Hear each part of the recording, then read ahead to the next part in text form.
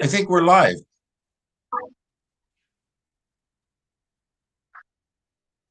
We're live. How are you? Hare Krishna, Gopal Bhatta. I'm very Hare well, thank you. Krishna. How are you? My Good, good. obeisances. My obeisances to you. Glorious to Srila Prabhupada. Glorious to So Srila everything is well Prabhupada. in Africa with you? As good as can be, as good as can be. Yeah. I'm very So happy to be you're, speaking to you. yeah, I'm very happy to be speaking with you too. It's been actually, several months now. Yes, yes, So indeed. you're a newly minted GBC, a member of the ISKCON governing body commission. How does that feel? It's quite daunting, I must say. It's quite daunting. Mm. And I'm trying to figure out what exactly, but I'm in good company. I hope by Krishna's grace I can do something for Srila Prabhupada's pleasure. And also, you have the support of your Guru Maharaj, Bhakti Chaitanya Maharaj, who's been to GBC for, I think, a long time, maybe 30 years or so. Yes, I have the great blessing to have the guidance of my Guru Maharaj in this service. Mm, mm. So, part of your, and for the viewers, of course, they've seen your brief biography, and part of it is that you've had experience on a worldwide level with economics. Just to tell us a sentence or two of that experience. Well, I have an academic background in finance and commerce, and because Mm, I worked for the South African government for a while, I used to, on behalf of the South African government, interact a lot with global multinational corporations. Sat on a mm, few boards globally also, yeah. mm. But I also teach the masters, the MBA program, so that's where my little bit of expertise comes from. So, in our lifetime, this COVID-19 and the subsequent closing down of economies and people staying at home and everything else like that is very unique, very dramatic. We've never seen anything like it. And possibly it's nothing like it ever. Uh, how is that affecting the worldwide economy? I think it's a very, very trying time. It calls for a lot of rethinking, as we move into an increasingly complex, and very unpredictable world of economics and finance. So, from a strategic perspective, which is an important perspective, we are forced to kind of imagine and then do the unimaginable things. We have to just deal with the consequences of what's there. ISKCON is not in any way insulated. It's part of that global economic ecosystem.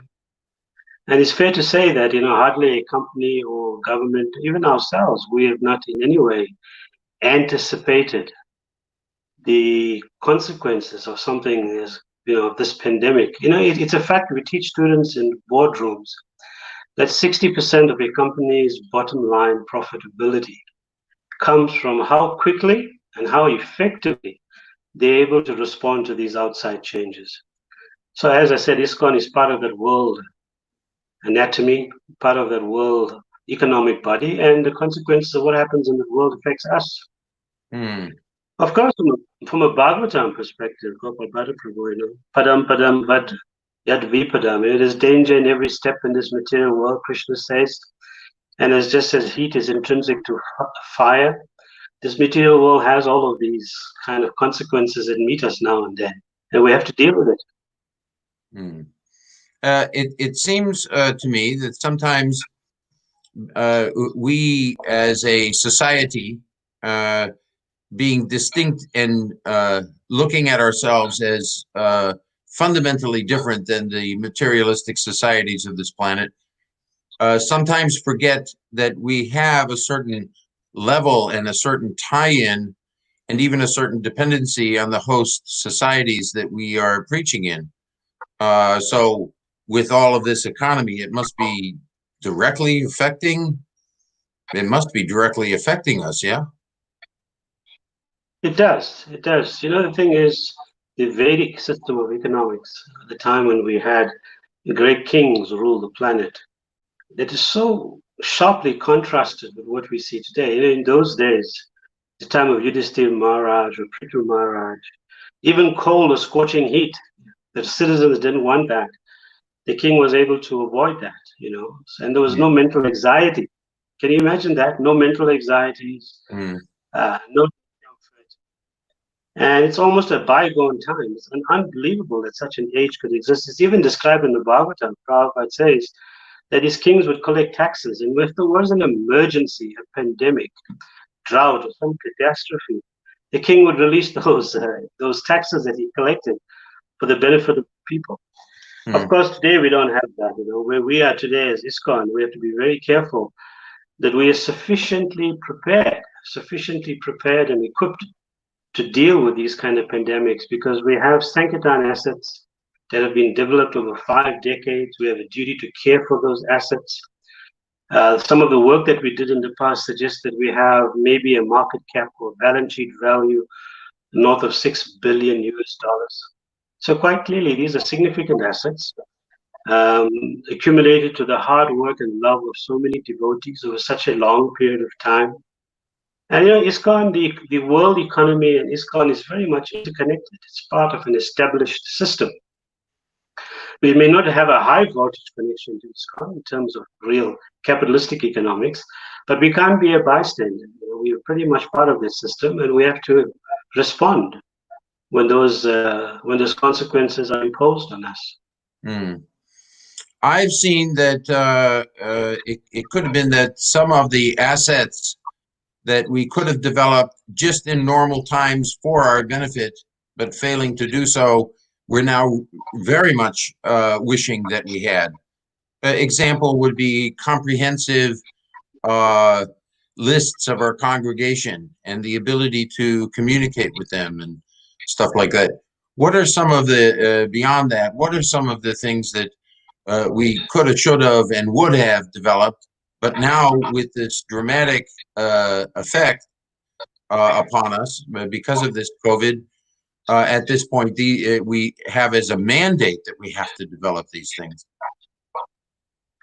Yeah, I would agree with you. I think when you have good quality data points, good quality information, it better positions you to respond.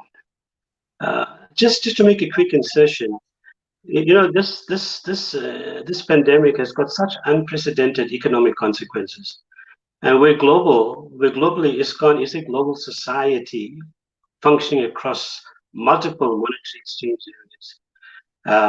Anything that happens, even something as isolated to our lives as a ship carrying oil on the ocean, and that ship now is made to be stranded on the ocean, traveling on international waters, incurring insurance and demurrage when oil prices fall, or because there's a slump in trade demand, and so whatever happens on an international screen, some or the other, when you and I go to the pumps to fill up fuel, it affects us. And that way, you see the global economy is almost collapsed at an instance. Now, they're able to respond.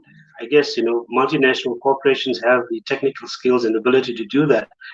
Where we are, it appears to me, I could be wrong, but it appears to me that our state of readiness may not really be at such a polished level, primarily informed by the fact that we may not have quality data. We may not have, a list of our assets. We may not have, even as we sit today, we may not have a quantitative assessment of where assets are distressed, which will be distressed in 3 months' time, which will be distressed in 6 months' time. And that could be problematic because we have then shorter times to react. If we knew today, we have more time to prepare and try and mount a solution to that. So you're quite right. I suspect that we may not have all the necessary data points to react. As a matter of fact, we don't even know, actually. We don't even know which parts of the world could be under duress. We have deities installed. We have all kinds of assets that are at risk. We have restaurants who are closed, temples are closed. We just consider from the hundi at the temple. A big temple can collect 15% of its revenue from the hundi. Now you got no foot traffic. And you've got no your Govindas is probably not working, or yoga centers, education centers, and properties that we may have bonds could become problematic. We don't have some kind of plan. So you're quite correct. Yes, I agree with you. I noticed also there was you know that I serve the GBC in strategic and organizational development roles, and one of the initiatives that could never find sufficient cooperation to get together was an initiated devotee database. Maybe worldwide we have as many as 150,000 initiated disciples, and nowhere can we actually get directly in contact with all of those people. And just to send them messages of hope and send them messages of help, etc. So I would say that, yeah, we're going to have to get more serious on some of the core assets that you're speaking about. What are some of the things that you think we should be doing as we know that this thing is going to continue for multiple months? Lord knows it could go for another 6 months or even a year. What do you think are some of the things that we can do to respond? Yeah. Before I just come into that, something just came to mind. And I just want to say it. The thing is, I suspect, those businesses that are nimble, able to respond with speed, If you have the things that you were talking about, database, know your members are, uh, even big companies you might find may not have liquidity, not have the cash flow ability to cover their expenses for a reasonable time, 2 months or 3 months. I suspect that in ISKCON, wherever our restaurants are, guest houses are, we may not have the capacity to do that. So you'll find that you'll need, if we had a database of qualified people in the world, we'd be able to assemble this kind of SWAT team. Because what's going to happen, and that's the reality, you'll have some debt restructuring, capital payment holidays, the interest markets would move down. There's an opportunity in this chaos for us to correct and, some of the other quarantine Krishna's assets and Prabhupada's properties. So they need to have more open collaboration, good quality data, and that strategic anticipation. Now that we've got ourselves in this situation, we need to have the agility to move forward. Now, in response to your second question, the consequences, I can only infer that there are serious financial consequences for ISKCON. And my inference is based on just my being around for a reasonable period of time and having done that economic survey for ISKCON 2 or 3 years ago. So far, we've established as an absolute fact that ISKCON and our allied entities like Govindas, gift shops, farms, yoga centers, bonded properties, education centers, our donors' ability. This pandemic might also impact our donors, our very well-wishers whose hearts are with us, may not be able to assist us. The business down the road, they are better exposed. They may be better, have the same degree of exposure, but the difference is that they may carry business interruption insurance, for example. But it's highly unlikely at Govinda's restaurant because, our devotional service and the kind of core of our capitalistic efforts is not wired to think in a very competitive space. So it's very possible that we don't carry this kind of insurance. And my sense is that we really don't have cash reserves to cover medium-term costs. Now, if you don't have cash reserves to cover your costs, clearly we'll be in trouble. And to exacerbate this, as I was saying, our well-wishers and donors may also be so seriously impacted that they have no ability to assist us. So simply stated, we have no provision for a crisis of this proportion, and we are unable to cover our fixed costs. For a society that's global, that's got a $6 billion balance sheet, just in property holdings, the income statement effect. I'm looking here at the income statement, that Vishnu function, that maintenance ability. If we don't have that, you could risk the capital value of your assets. If these assets are income, hypothetically, if we have a zero income from our Govindas in next 3 months, and the lockdown goes on, and then we have some marginal revenue for the next 6 months. That average combination can still trigger an economic crisis within ISKCON. From a cursory work done, as I was saying before, I don't think we have adequate liquidity. We can't, because um, if we did, we wouldn't be so anxious. What you're actually seeing, it's true to say if we have 600 institutions at varying levels of financial strength. Some are much more stronger, some are much more weaker. A database would have helped us. And ISKCON is dependent on the generosity of its well-wishers and its support. So a database would have helped us. We need to be vigilant about three things. Our donor base will erode, no doubt about that. The bedrock of our support is the congregation. I think we can squarely say that many of them would be distressed. And our well-wishers will find themselves in a very similar dilemma. I want to just give you an illustration, because some of the things we're speaking about could appear somewhat abstract or subjective. I just want to give you an illustration, just to use the BBT and book distribution as an example. You know, we are in touch. We're an evangelistic society. We're an outreach society. We have an important message to share with the world. And the books are the basis on which we do this. On average, for an average year, if you take the moving average in the last 5 years, we distribute something like 9.5 million books per annum. India is about 55 or 60% of this. So conservatively, we estimate that 1/3 of those books distributed are actually distributed hand-to-hand, eye-to-eye. In other words, we have physical contact with these individuals. Now, 9.5 million rand worth of books is about $9 million to BBT in terms of turnover. If we took the multiplier effect for ISKCON, it contributes about 20 to 25 million rand to the ISKCON economy. In 2020, things persist the way they are. BBT's revenue is wiped out. ISKCON's revenue is wiped out. And this is indicative, just in a small way, the consequences of what this pandemic can do for us, for both ISKCON and BBT. Of course, we have to react. We need to do that. And we've done that already. We've done it reasonably well. We have online book marathon going by Sheshika Prabhu. That 2/3 that we don't come into physical contact with, they can be approached online. So some innovation is required, not only to survive, but to thrive during turbulent times. Another important consideration is that just the sheer speed of things, how quickly things tend to dilapidate, and how they multiply.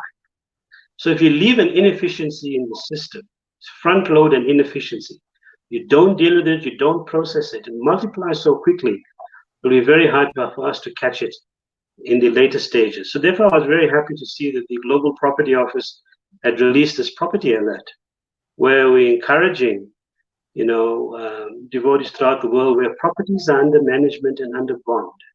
If for some reason these properties under duress, there's a temptation to maybe refinance because of low interest rates, that we've got to get professional advice. And the Global Property Office has offered them professional advice. They have the financial expertise and the legal expertise in that office to help Prabhupada's property trustees, wherever they may be in the world, if their property is under risk. So, in conclusion to your question, we need to table our position. We cannot, if we don't know what the size of the problem is, how are we going to mount a response? Somewhere in the system, there has to be somebody with the capacity and competence, to figure out what exactly is our exposure for the next 12 months or 18 months. I suspect this will go on for the next 18 months, this economic downturn. And in that time, we need to know what we are dealing with. So that's a very critical task sitting on someone's desk for the whole world. If somebody wanted to get in touch with the property office, how would they do that? Yeah, we've sent that alert on the ISKCON Leadership Sangha. There is an ISKCONpropertyoffice.com. There's somebody on the line every day between 9 a.m. 12 a.m. Central African time. You drop an email and somebody would get back to you, and we can assist wherever possible. My sense is that, Gopal Bhatta, that because we may have some cash cover to keep us going now. You close a Govinda's restaurant for 3 or 4 months and you start seeing the effect, So I'm just anxious that we get to the problem. Somebody does a cash flow and works out, well, listen, we're going to have a problem in month 5, and better we get that information in month 1. Then we have 4 months to deal with it. Yeah. Okay, so that's iskonproperty.com. There it goes. Okay. Anuradha has kindly put it up. iskonproperty.com. Okay, great. I'm just going to check that. I think it's globalproperty.com. Okay. Oh, okay. Globalproperty.com. Yeah. Okay. Globalproperty.com. Good. Yeah, So if one of the global property are there one of the things, global property persons, have you considered things that we could do that to actually literally take advantage of this downturn, and maybe by innovation or some different strategy, we might come out ahead out of all of this? Well, I've thought about some mitigation and response strategies, not necessarily that it'll advantage us or give us the mind of a fox kind of advantage, but most certainly the first thing we need to do is not to panic. We have faith in Krishna, everything belongs to Krishna, and our predicament is not unique. It's not unique.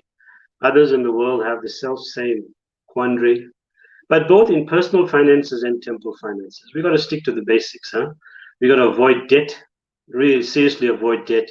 If you have debt already in a long term, say you pegged your bond rate in the long term with a higher interest rate, there's an opportunity, because interest rates are now, and we expect them to be low to another inject cash into the system. Right. So there's an opportunity. We can also be careful about exposure to illiquid assets. And at least for the next 18 months, cash is king. Leveraging comes from many, many flavors. Be very careful about leveraging. If we're leveraging ISKCON assets, property assets, make sure we get professional advice. If restructuring debt is required, we got to make absolutely certain we have the guidance of a professional. And, where property assets are, as we just said, we got to contact the Global Property Office for assistance. And don't let the economic pressures that we feel force us into making kind of irrational decisions. There's no point in opening our Govinda's restaurant if we think somebody is going to be infected, if it brings risk to it. We've got to stay away from that, and stay away from credit card debt and what I call home loan or temple equities. Sometimes you have some equity on a property, whether it's your private property or a temple property, and the temptation would be just to draw on that equity and to cover your cash flow. Be very careful about doing that, because the reality is that interest rates will go up in due course of time. It's the most traded commodity. Money is the most traded commodity. It's bought and paid for with an interest cost. So what you might get at a discount now, you'll pay a premium for later on. So generally, you'll see central banks, the way I understand the world economics is that the central banks, to ease the world economic situation, will inject cash indirectly into the system. And, taking the advice of Srila Bhaktisiddhanta. Srila Bhaktisiddhanta Saraswati Thakur said that debt, disease, and fire, trifecta evil, debt, disease, and fire, you avoid it at all costs. So particularly for ISKCON, I think the mitigation steps would be, we need navigational leadership in the area of finance, on the financial front. This is an unprecedented crisis. It requires unprecedented response. Number two is that we've established an interconnectivity between ISKCON and the outside economy. We can't shy away from that. We're exposed to a similar economic challenge, and we need to look ahead with confidence.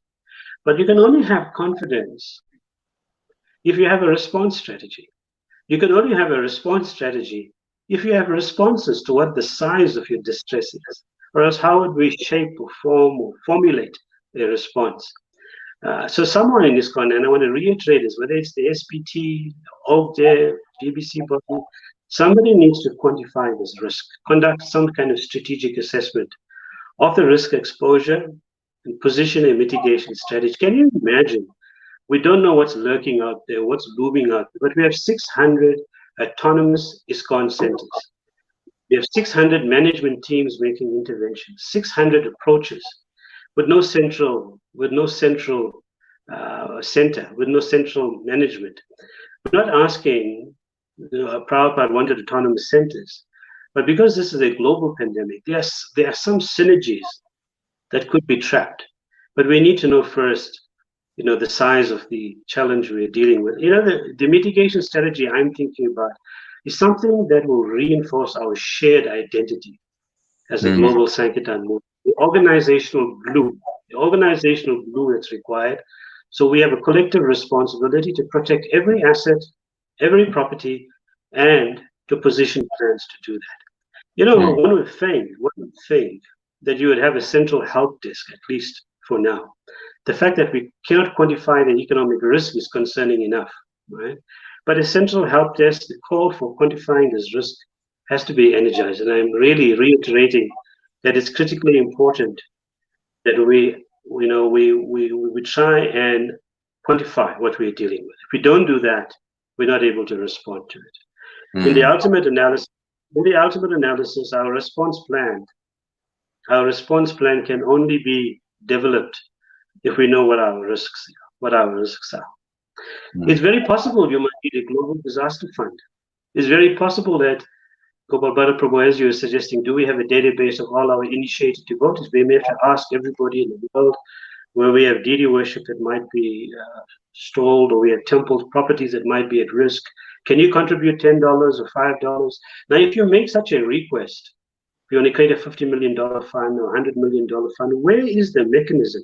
Who will coordinate the logistics? Where is the global bank account, the multiple currencies, the tax regimes that control these donations? So you see, there has to be somebody thinking about this. It has to make it easy for somebody who wants to assist, who's living in Johannesburg, who wants to give $100 for a temple that might be under stress in Latin America, for example. That facilitation needs to happen somewhere in the ISKCON system. So this consequence management, the sizing the problem, is very real. It's very real, and we have to really apply our minds how to resolve that. And those will be my top of the head thoughts around the kind of consequences for ISKCON and what we could do. A very clear, very powerful answer. You, of course, know that my service today is the service of being an interviewer. But you also know that I am the co-chair of the GBC Organizational Development Committee. So if you don't mind, I'm going to just pitch that for just a second. We have been discussing with the GBC body now for 4 years, the charter model, a model that actually would provide national and international staffing and the ability to do many of the things that you just spoke of. From my perspective, this global disaster that we're facing would have been very well served by such a global hierarchy. So I'll just throw that out. Almost everything that you said was contemplated actually and has been discussed, but right now it's more of a theory as opposed to a practical application. We were actually going to come to South Africa and speak with you and the other leaders down there about this sometime in August, but of course that's been scuttled at this point due to the problems. We're getting we might have to reduce that to a Zoom call. Yeah, well, I'm working on actually a virtual portrayal of that. I would hope that that is going to be done in 6 weeks to 2 months' time, and so then we'll be in touch. We're getting close to the end of our time. Yeah, I was just looking at your bio and just thinking of all the things that you've done behind all of the words of that bio, the years of sacrifice and dedication to ISKCON. And I was just contemplating all the gifts that Srila Prabhupada has given us, He's given us the holy name. He's given us the gift of his books. He's given us the gift of deity worship. But certainly ISKCON is one of the primary gifts that he's given us. And you've served ISKCON tirelessly. And I actually have a direct awareness of some of the sacrifices that you've made for ISKCON. Maybe you can just speak to us about the importance of ISKCON as a society and as an institution, and the importance of everyone making a sacrifice to toward the better good of ISKCON. Yes, thank you. You know, ISKCON's first headquarters in New York was a storefront called Matchless Gifts. Talking about gifts, indeed, the gift of the holy name, transcendental knowledge, deity service is packaged and presented to the world in the form of ISKCON. It's a matchless gift on any level. ISKCON was born to fulfill a divine prediction. Prativiti Achayate Nagaradigram Savatra Prachara Hebramoradam. In other words, Krishna's holy name will go to every town and every village. So where the holy name goes, everything auspicious follows. We naturally get more devotees, we get more books, we get more deities, more enthusiasm. So ISKCON is really the supreme gift to humanity, a repository of Krishna's love, from Krishna's heart, carried by Srila Prabhupada. And Srila Prabhupada wants us to share that love endlessly. So ISKCON is Srila Prabhupada's gift in that sense. Srila Prabhupada's gift of Krishna's heart to the world.